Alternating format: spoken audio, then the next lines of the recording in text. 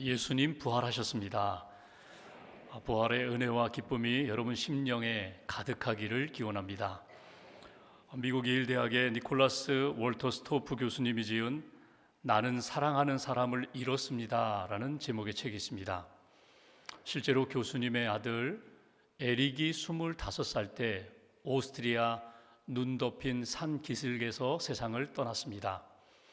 아들이 죽었다는 소식을 듣고 교수님이 아들이 있는 곳에 달려갔습니다. 그리고 누워있는 아들의 뺨에 손을 댔습니다. 차가웠습니다. 죽음이 무엇인가? 죽음은 이처럼 돌같이 딱딱하고 차갑고 고요한 것이구나. 아들을 땅에 묻습니다. 장례식을 하는데 아들을 묻는 것이 아니라 그 시간 본인이, 아버지 자신이 땅에 묻혔습니다. 아들은 가슴으로 품었습니다. 가슴에 묻었습니다. 장례식이 끝났지만 그의 마음은 밝아지지 않았습니다. 세상의 핑크빛은 보라색으로 변했고 파란 하늘은 잿빛으로 변했습니다. 세상을 둘러보아도 아름다운 것들은 하나도 보이지 않았습니다. 그리고 어디에 기쁨도 없었고 소망도 없었고 즐거움도 없었습니다. 그렇게 하루하루를 보내는 중에 하나님의 음성을 듣게 됩니다. 하늘의 위로를 받게 됩니다. 하나님의 음성을 통하여 믿음을 다시 한번 붙잡고 약속하신 소망을 붙잡고 천국과 부활의 메시지를 가슴에 품으면서 서서히 그분이 회복되기 시작합니다. 그러면서 슬픔 가운데 하나님 앞에 이런 질문을 던졌습니다. 하나님, 과연 나의 죽은 아들 에릭이 살아날 수 있을까요?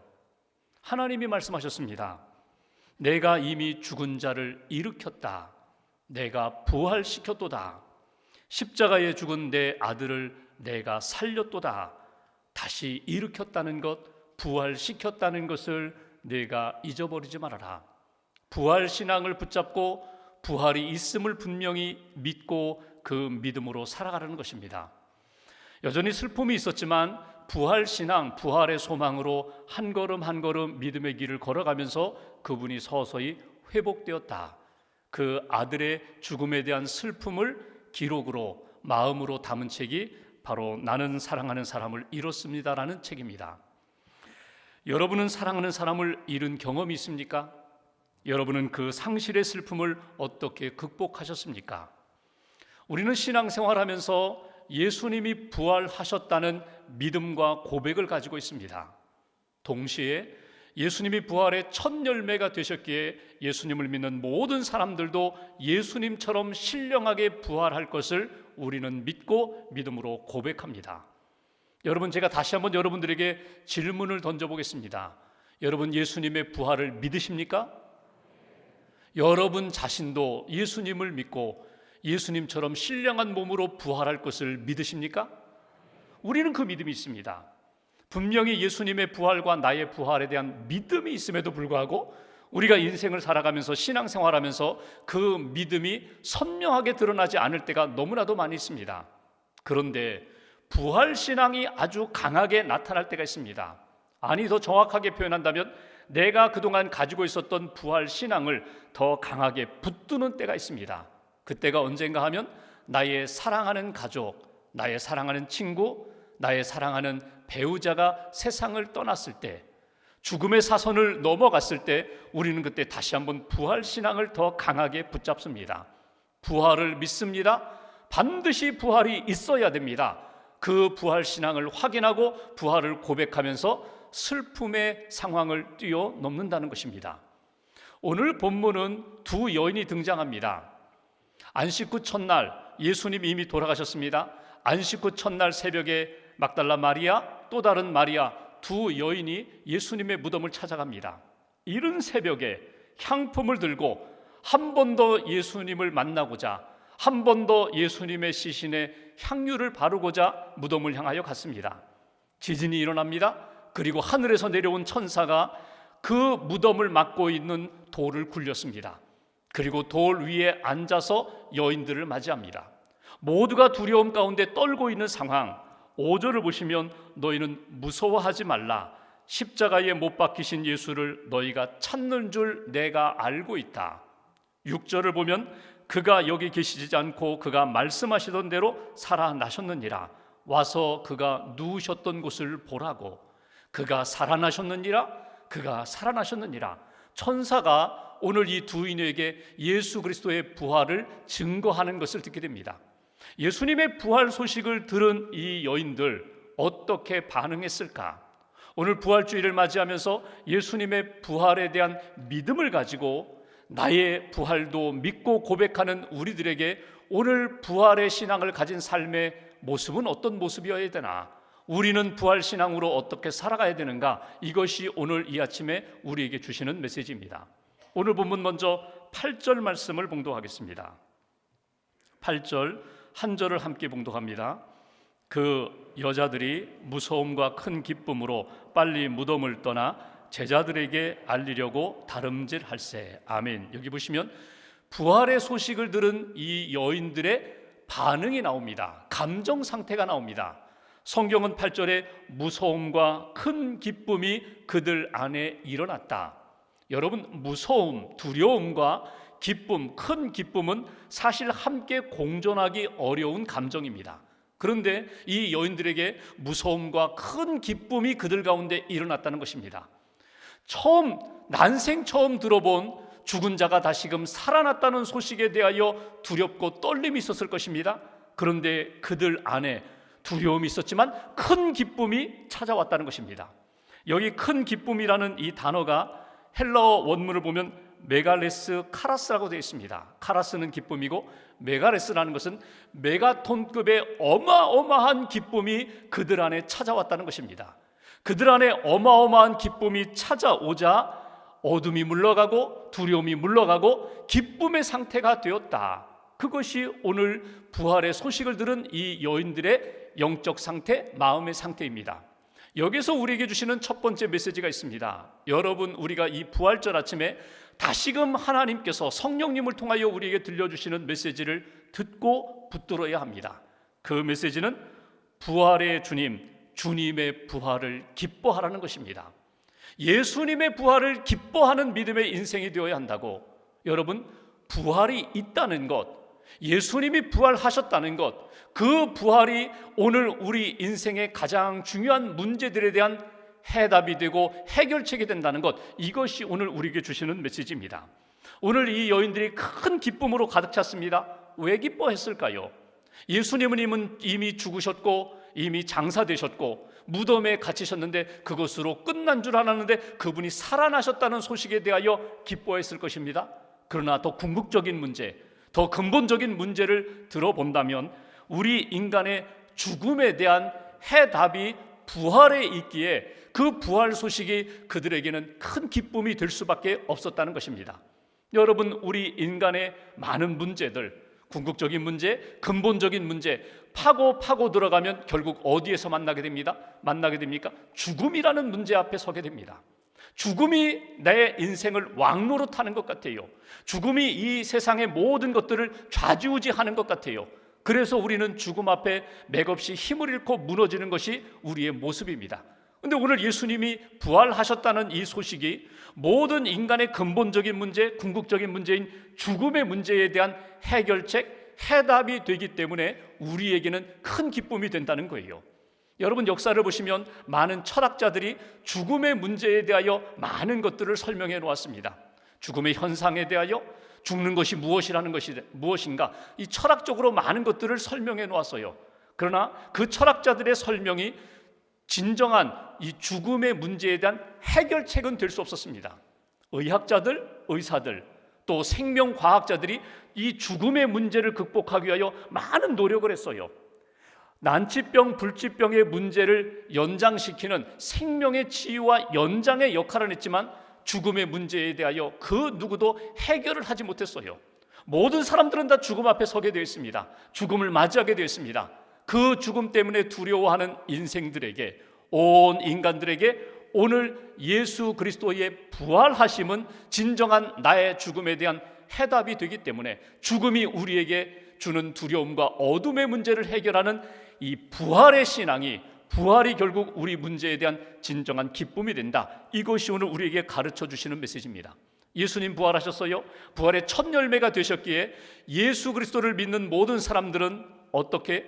우리도 예수님과 같은 신령한 몸으로 부활할 것이라고 이 믿음, 이 소망, 이 기쁨 가운데 오늘 부활절에 하나님 앞에 믿음으로 서라. 이것이 주시는 메시지예요. 요한복음 11장 25절 26절에 보면은 나사로가 죽어서 무덤에 갇혀 있는 때에 그 예수님이 찾아가셨어요. 마르다는 원망합니다. 예수님 좀 일찍 오시지 왜 늦게 오셨습니까?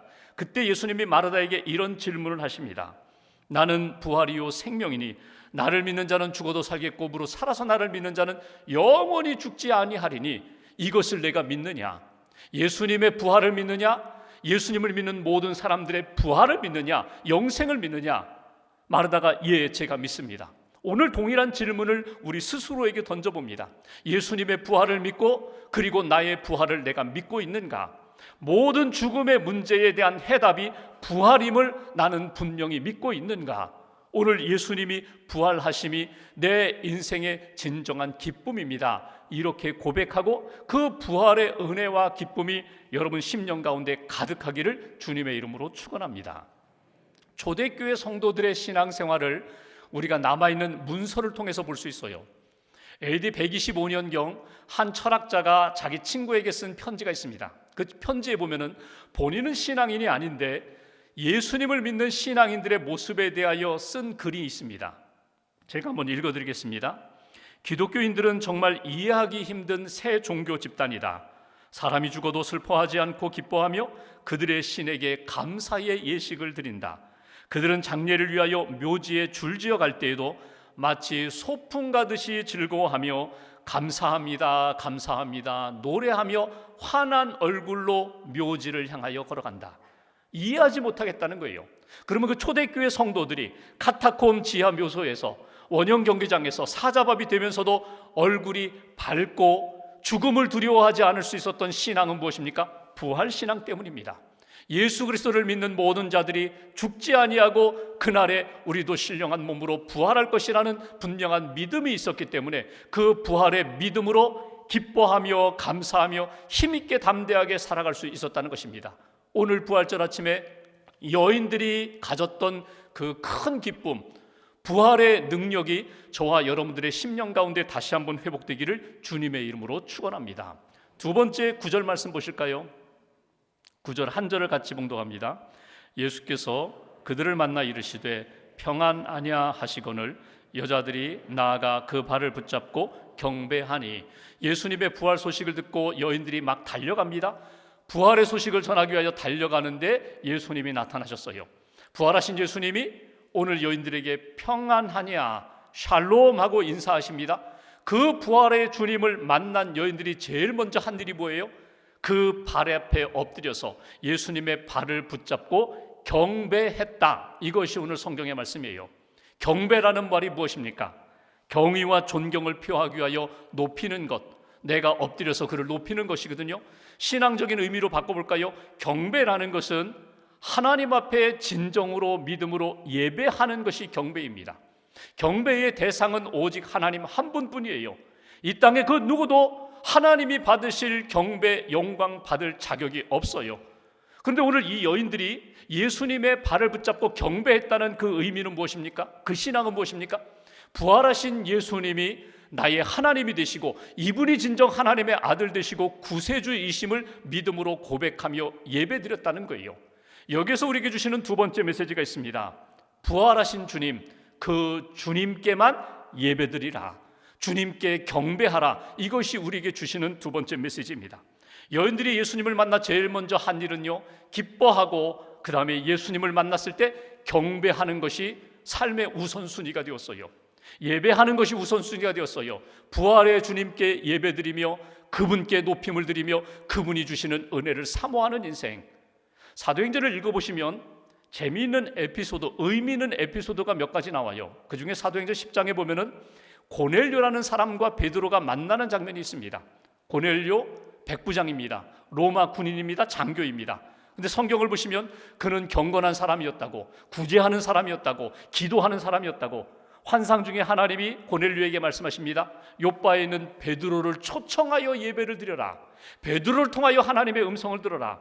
하나님이 베드로에도 말씀하셨어요. 가서 고넬료에게 주의 복음을 증거하고 하나님의 은혜를 증거하라. 그래서 초청을 받고 베드로가 고넬료 집에 처음 들어서는 순간 고넬료가 베드로를 보자마자 엎드려서 베드로에게 경배를 합니다. 그때 베드로가 무엇을 이야기합니까? 경배 받지 않았어요. 나도 사람입니다. 나에게 경배하지 마세요. 하나님께 경배하세요. 나는 경배받을 자격이 없습니다. 우리 모두는 다 오직 하나님께만, 부활하신 주님께만 경배해야 합니다. 14장에 보면은 루스드라라는 지역에서 바울과 바나바가 복음을 전하면서 기적이 일어나요. 병든 자가 치유함을 받아요. 장애인이 일어나요. 그러자 루스드라 사람들이 뭐라고 표현합니까? 야, 이 바울과 바나바는 신이다, 신. 그래서 바울과 바나바 앞에 상을 차려놓고 제사를 드리려고 했어요. 그때 바울이 옷을 찢으며 이야기합니다. 내가 경배받을 신이 아닙니다. 나도 똑같이 여러분들 같은 성정을 가진 사람입니다. 우리가 예배드리고 경배할 대상은 오직 하나님뿐입니다. 여러분, 오늘 베드로가 그러했고 바울이 그러했던 것처럼 여러분, 우리가 예배할 대상은 오직 하나님 한 분밖에 없어요. 하나님 자리에 들어가지 마세요.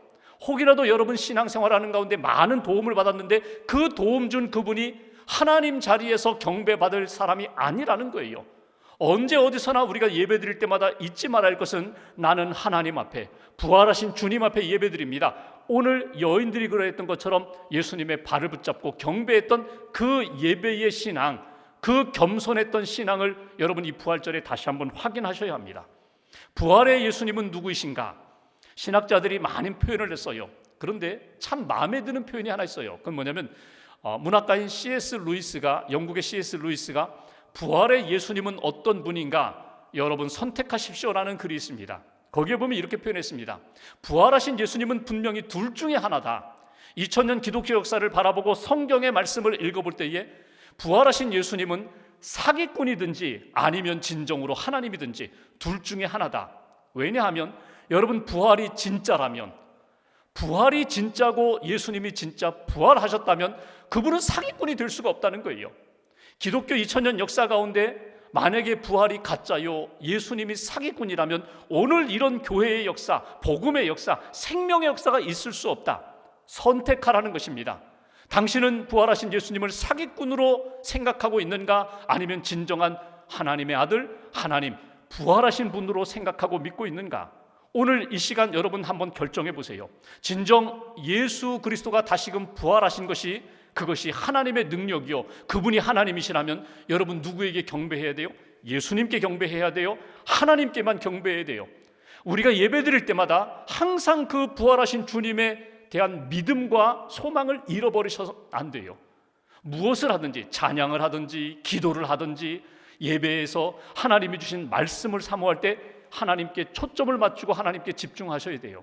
그때에 부활의 주님이 우리를 만나주시고 말씀하시고 그 은혜 가운데 힘있게 믿음으로 살아갈 수 있다는 것입니다. 지금은 돌아가셨는데 성공회의 교회 지도자였던 윌리엄 비버리지라는 감독이 계세요. 주교가 계세요. 그분이 임종의 시간이 가까울 때 기억이 점점 흐려졌거든요. 눈도 흐려졌거든요. 생각도 오락가락 그 할 때에 제자들이 모이고 가족들이 모였습니다. 제자 한 사제가 이 윌리엄에게 이런 질문합니다. 선생님, 저를 아시겠습니까? 나는 당신이 누군지 모르겠소.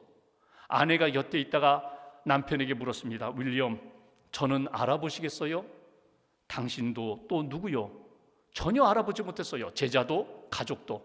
그때 한 사람이 묻습니다. 선생님, 예수 그리스도를 아십니까? 그러자 이분이 다시 정신을 차리고 이야기하는 거예요. 예수 그리스도? 그분은 내 평생 살아가면서 나와 함께 하셨던 분, 나의 유일한 소망, 나의 친구, 내 생명의 주인. 여러분, 우리가 예배 드릴 때마다, 기도할 때마다 항상 예수님께 집중하셔야 돼요. 하나님께 집중하셔야 돼요. 부활하신 주님께 집중하며 우리의 인생을 맡기고 그분의 손에 붙들림 받을 때에 결정적인 시간에 그분은 나의 구원자가 되시고 나는 그분의 능력으로 그분의 약속의 말씀을 의지하여 믿음의 길을 걸어갑니다.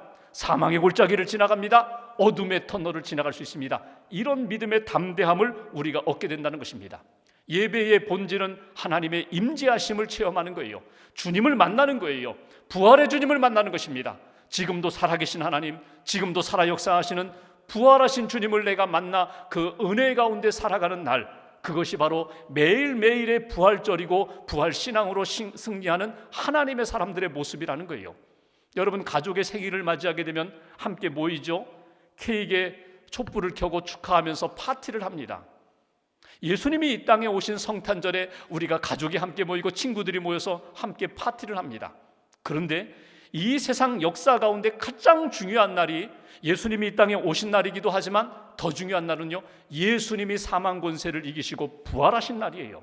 그래서 여러분, 오늘 저녁에는 가족들이 모여서 축하 파티 하세요. 예수님의 부활하심으로 우리에게 참 기쁨의 역사가 시작되었다. 예수님의 부활하심으로 내 인생이 달라졌다. 예수님께 예배드리고 하나님께 예배드리고 감사하며 축하하며 축복의 시간을 갖는 것, 이것이 부활절에 하나님이 우리에게 원하시는 마음과 뜻이라는 것. 한 가지만 더 볼까요? 10절 말씀 보십시오. 10절 한 절 같이 봉독합니다. 이에 예수께서 이르시되 무서워하지 말라. 가서 내 형제들에게 갈릴리로 가라 하라. 거기서 나를 보리라 하시니라. 아멘. 부활의 주님이 여인들에게 사명을 주세요. 증인의 삶을 살라는 거예요. 가서 전하라는 거예요. 오늘 말씀 가운데 보면 가서라는 말이 있고 하라는 말이 있습니다. 둘 다 명령형이에요. 예수님의 부활의 주님을 만난 사람은 사명자라는 거예요. 증인이라는 거예요. 내가 부활의 주님을 만났어. 내가 부활의 주님을 통하여 은혜를 받았어. 내게 주신 말씀을 가지고 내가 가서 전할 거야. 이것이 오늘 예수님을 만난 사람들의 모습이 되어야 된다. 삶이 되어야 한다. 여기서 우리에게 주시는 세 번째 메시지가 있습니다. 부활의 주님을 만났으면 주님이 내게 약속하신 말씀, 부탁하신 말씀을 가서 증거하라는 거예요. 부활의 주님을 증거하라. 예수 그리스도를 증언하는 인생이 되어야 돼. 이것이 하나님이 모든 주님의 부활을 만난 사람, 부활의 주님을 만난 사람들에게 당부하신 약속이며 사명입니다. 이 증거로 하나님 앞에서 살아가라고. 고린도서 15장에 보면은 부활에 대한 말씀을 하거든요. 부활장이라고 하죠. 1절부터 끝절 보면 아주 긴 장이에요. 거기 보면 예수님의 부활에 대하여, 죽은 자의 부활에 대하여, 살아있는 우리들의 부활에 대하여 길게 설명하신 말씀을 볼 수 있습니다. 거기에 보면 부활하신 예수님을 만난 사람들의 명단이 나와요. 게바, 베드로가 만나고 12제자가 부활의 주님을 만나고 500여 형제들이 일시에 예수님을 만나고 야고보가 만나고 그리고 이 사도 바울이 만났다는 거예요. 근데 만난 사람들의 공통점이 있어요. 예수님을 만난 다음에 그들이 변화되었다는 거예요. 약했던 사람들이 강한 사람으로 변화되고 베드로처럼 비겁했던 사람이 담대한 사람으로 변화되는 역사가 있었다. 또 하나는 예수님을 만난 사람들은 반드시 증인의 삶을 살았다는 거예요. 예수님의 11제자가 그러했던 것처럼 마지막 순교하는 일까지, 순교하는 자리까지 끝까지 가서 복음을 증거하는 증언자, 증인의 삶을 살았다. 오늘 우리들도 마찬가지입니다. 예수님의 부활을 믿는다면, 부활하신 주님을 내가 영적으로 만났다면 나는 증인이 되어야 돼. 제가 가서 뭐라고 이야기하나요? 저는 논리적으로 설명하기가 어려운데, 설명할 수가 없는데 예수님의 부활에 대한 증거를 내가 어떻게 제시할 수 있나요? 여러분, 예수님의 부활은 역사적인 사실입니다. 예수님의 십자가와 부활은 우리가 믿는 복음의 핵심입니다. 여러분, 예수님의 부활을 믿음으로 받아들이고 믿음으로 선포하는 거예요. 예수님의 부활을 내가 경험하고 증거하며 선포할 때에 선포하는 나 자신이 다시금 믿음의 굳센 하나님의 사람이 되고 예수님의 부활 소식을 듣는 그 영혼이 살아나게 되는 역사가 있다는 거예요. 오래전 미국의 켄터키 주립 정신병원의 캐롤이라는 여성이 병원에 입원하게 됩니다. 정신병원입니다. 이 캐롤이라는 여성은 30대 후반에 가정을 이룬 여인이었고 직장 생활하는 여인이었어요. 근데 이 여인의 병명이 광기 우울증이에요. 광기 우울증. 우울증을 알아서 이렇게 아무도 만나지 않고 말도 하지 않고 조용히 있다가 어떤 상황이 되면 그가 발작을 하는 거예요. 물건을 집어던지고 칼을 쥐어잡고 휘두르면서, 그러니 가정생활이 말이 아니죠. 직장생활도 할 수 없죠. 병원에 입원했어요. 처음에는 가족이 찾아오고 친구가 찾아오다가 시간이 지나면서 하나씩 둘씩 다 떨어져 나갔어요. 근데 유일한 한 친구가 일주일에 한 번씩 그 캐롤을 찾아와서 성경을 읽어줍니다. 기도합니다. 그리고 권면해요. 처음에는 막 거부하고 소리를 지르는데 결국 오는 친구는 그 친구 한 명밖에 없으니까 그 친구를 맞이하여 조용히 듣고 조용히 기도를 받습니다. 이 친구가 떠나면서 항상 하는 이야기가 있습니다. 예수님을 믿어야 돼. 친구야, 예수님을 믿어야 돼. 예수님을 믿어야 이 죄악과 이 질병과 싸워 이길 수가 있어. 우울증을 극복할 수가 있어. 예수님을 믿어. 예수님을 만나. 예수님을 붙들어. 부활절 앞두고 어느 날 이번에는 십자가의 복음에 대하여 설명합니다. 부활에 대하여 설명합니다. 그리고 친구에게 이렇게 얘기합니다. 예수님께서 이기셨어. 어둠도 이기시고 사망도 이기시고 승리하셨어. 그러니 너도 이길 수 있어. 예수님을 믿고 예수님을 붙잡으면 너도 이길 수 있어. 부활절 아침에 자기 친구가 소개해 준 대로 자기도 한번 예수님을 선포하고 예수님을 믿겠노라고 한번 이야기하고 싶었어요. 성령님이 도와주셨어요. 그래서 부활절 아침에 이 몸과 마음의 상처를 입은 이 여인이 캐롤이 소리를 지르면서 부활을 선포합니다. 예수님만이 나를 구원하실 수 있고 예수님만이 나를 이 질병에서 붙들어서 치유해 주실 줄 내가 믿습니다. 예수님만이 나를 새롭게 해 주실 줄 믿습니다. 선포했더니 마음이 달라지고 생각이 달라지고 그의 몸이 달라지더라는 거예요. 결국 치료받고 회복되어서 퇴원하게 되었다. 여러분, 이 부활절 아침에 믿음으로 선포하세요. 예수 그리스도의 증인으로 나아가 아직도 예수님을 모르는 사람들에게 예수님의 복음을 선포하세요. 여러분들의 영혼을 향하여 선포하세요. 내 영혼 시들어 있고 우울해져 있고 낙심 가운데 있는 내 영혼을 향하여 내 영혼아 어찌하여 내가 낙심하느냐. 우리는 부활의 주님을 믿는다. 예수님의 부활의 능력으로 우리가 일어설 수 있다. 여러분 영혼을 향하여 선포하세요. 그 복음이 예수 그리스도의 십자가 복음의 역사가 부활의 능력이 여러분들의 영혼을 깨우고 여러분들을 일으키실 것입니다. 교회는요 부활 공동체입니다. 부활신앙 공동체예요. 교회에서 예수님의 십자가와 부활의 복음이 약해지면 그 공동체는 힘을 잃을 수밖에 없어요. 우리 신자 한 사람 한 사람은요 부활의 신앙으로 살아가는 사람들입니다.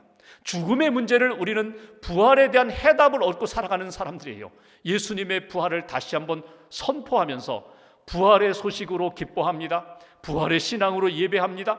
부활의 복음을 증거하며 살겠습니다. 다시 한번 확인하시면서 오늘과 한 주간 동안 남은 생에 부활 신앙으로 힘을 다시 한번 회복하시고 하나님이 부활 신앙으로 고백하는 모든 사람들 붙들고 일으켜 주시는 놀라운 역사를 체험하는 저와 여러분들 되시기를 주님의 이름으로 축원합니다. 기도하겠습니다.